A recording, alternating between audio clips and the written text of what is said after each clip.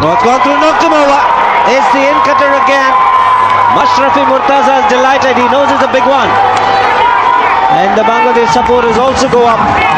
It's been disappointing yet again for Virendra Sehwag. He comes in, bottom edge. It's not the shot, it's not the time, and India lose their first wicket. A big breakthrough for Bangladesh. In the air, it's gone!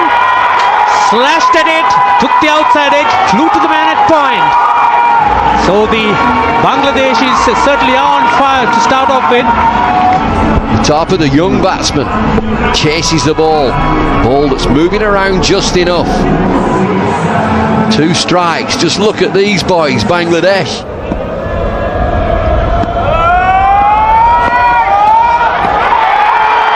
And he strikes straight away. Good pace, good lift, great line, and great work from Bangladesh.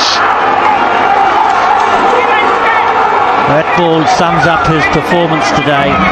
First delivery of a new spell to a relatively new batsman. He has been up for it mortaza in this World Cup. So has his teammates. End of the innings. Is that a change of pace? Yes, it's a come down in pace. Good change up from Mortaza. And a nifty little